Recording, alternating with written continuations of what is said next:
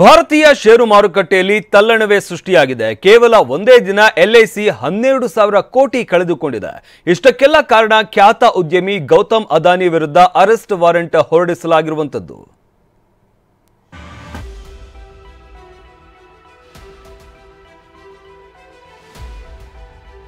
ಅದಾನಿ ವಿರುದ್ಧ ಲಂಚ ವಂಚನೆ ಕೇಸ್, ಅರೆಸ್ಟ್ ವಾರೆಂಟ್.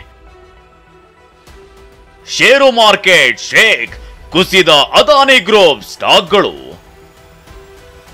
ಹಿಂಡನ್ಬರ್ಗ್ ಹೊಡೆತಕ್ಕೆ ಸಿಲುಕಿ ಒದ್ದಾಡಿದ್ದ ಉದ್ಯಮಿ ಗೌತಮ್ ಅದಾನಿಗೆ ಮತ್ತೊಂದು ಶಾಕ್ ಎದುರಾಗಿದೆ. ಗೌತಮ್ ಅದಾನಿ ವಿರುದ್ಧ ಲಂಚ ಪಾವತಿ ಮತ್ತು ವಂಚನೆ ಆರೋಪದಡಿ ಅಮೆರಿಕದಲ್ಲಿ ಪ್ರಕರಣ ದಾಖಲಾಗಿದೆ.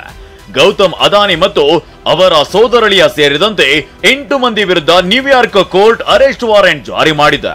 ಅಷ್ಟಕ್ಕೂ ಗೌತಮ್ ಅದಾನಿ ವಿರುದ್ಧ ಕೇಳಿ ಬಂದಿರುವ ಆರೋಪವೇನು ಅನ್ನೋದನ್ನ ನೋಡೋದಾದ್ರೆ, ಅದಾನಿ ಗ್ರೀನ್ ಎನರ್ಜಿ, ಅಜುರೆ ಪವರ್ ಸಂಸ್ಥೆಗಳಿಂದ ಲಂಚದ ಆರೋಪ ಕೇಳಿ ಬಂದಿದೆ. ಭಾರತದಲ್ಲಿ ಸೌರಶಕ್ತಿ ಗುತ್ತಿಗೆಗಳನ್ನ ಪಡೆಯಲು ಲಂಚ ನೀಡಿದೆ.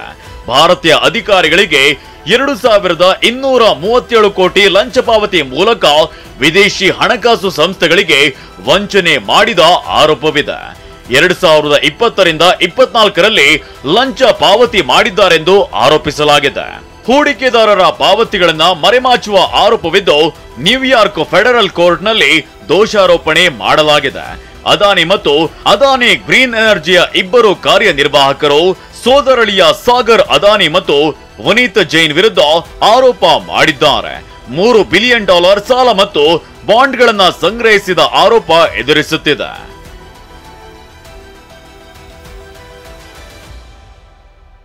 ಆರೋಪ ಆಧಾರರಹಿತ ಎಂದ ಅದಾನಿ ಗ್ರೂಪ್. ಅಮೆರಿಕದ ಪ್ರಾಸಿಕ್ಯೂಟರ್ ಮಾಡಿರೋ ಲಂಚ ಮತ್ತು ವಂಚನೆ ಆರೋಪವನ್ನ ಅದಾನಿ ಗ್ರೂಪ್ ತಿರಸ್ಕರಿಸಿದೆ. ಆರೋಪ ಆಧಾರರಹಿತವಾಗಿದ್ದು ಕಾನೂನು ಹೋರಾಟ ನಡೆಸ್ತೇವೆ ಅಂತ ಹೇಳಿದ್ದಾರೆ. ಯುಎಸ್ ಡಿಪಾರ್ಟ್ಮೆಂಟ್ ಆಫ್ ಜಸ್ಟಿಸ್ ಸ್ವತಃ ಹೇಳಿದಂತೆ ದೋಷಾರೋಪದಲ್ಲಿ ಮಾಡಿರುವ ಆರೋಪಗಳು ಆರೋಪಗಳಷ್ಟೇ ಆಗಿವೆ. ಆರೋಪಿಗಳು ತಪ್ಪಿತಸ್ಥರೆಂದು ಸಾಬೀತಾಗುವವರೆಗೂ ನಿರಪರಾಧಿಗಳೆಂದು ಭಾವಿಸಲಾಗುತ್ತದೆ. ನಮ್ಮದು ಕಾನೂನು ಪಾಲಿಸುವ ಸಂಸ್ಥೆಯಾಗಿದ್ದು ನಾವು ಎಲ್ಲಾ ಕಾನೂನುಗಳನ್ನು ಸಂಪೂರ್ಣವಾಗಿ ಅನುಸರಿಸಿದ್ದೇವೆಂದು ನಮ್ಮ ಮಧ್ಯವರ್ತಿಗಳು, ಪಾಲುದಾರರು ಹಾಗೂ ಉದ್ಯೋಗಿಗಳಿಗೆ ಭರವಸೆ ನೀಡುತ್ತೇವೆ. ಗೌತಮ್ ಅದಾನಿಯನ್ನ ಬಂಧಿಸಿ ಎಂದ ರಾಹುಲ್ ಗಾಂಧಿ. ಗೌತಮ್ ಅದಾನಿ ವಿರುದ್ಧ ಬಂಧನದ ವಾರೆಂಟ್ ಜಾರಿಯಾಗ್ತಿದ್ದಂತೆ ಸುದ್ದಿಗೋಷ್ಠಿ ನಡೆಸಿರುವ ರಾಹುಲ್ ಗಾಂಧಿ ಕೂಡಲೇ ಅದಾನಿಯನ್ನ ಬಂಧಿಸಬೇಕು ಅಂತ ಆಗ್ರಹಿಸಿದ್ದಾರೆ. ಅದಾನಿಯನ್ನ ಪ್ರಧಾನಿ ಮೋದಿ ರಕ್ಷಣೆ ಮಾಡ್ತಿದ್ದಾರೆಂದು ಕಿಡಿಕಾರಿದ್ದಾರೆ. अदानी जी को एकदम अरेस्ट किया जाए और हम जानते हैं और हम देश को दिखाना चाहते हैं कि अदानी जी की अरेस्ट नहीं होगी, और इसलिए नहीं होगी क्योंकि हिंदुस्तान के प्रधानमंत्री अदानी जी के पीछे खड़े हुए हैं और उनके प्रोटेक्टर हैं. ಅಮೆರಿಕ ಕೋರ್ಟ್ ದೋಷಾರೋಪಣೆಯ ಬಳಿಕ ಅದಾನಿ ಸಾಮ್ರಾಜ್ಯ ಕುಸಿದಿದೆ. ಅದಾನಿ ಗ್ರೂಪ್ ಸ್ಟಾಕ್ಗಳು ಭಾರಿ ನಷ್ಟವನ್ನ ಅನುಭವಿಸಿದೆ. ಅದಾನಿ ಎಂಟರ್ಪ್ರೈಸಸ್ 22.61% ಕುಸಿತ ಕಂಡ್ರೆ ಅದಾನಿ ಗ್ರೀನ್ ಎನರ್ಜಿ 20% ಕುಸಿದಿದೆ. ಉಳಿದ ಸ್ಟಾಕ್ಗಳ ಕಥೆಯೂ ಇದೇ ಆಗಿದೆ. ಇದರಿಂದ ಹೂಡಿಕೆದಾರರು ಸಂಕಷ್ಟದಲ್ಲಿದ್ದಾರೆ.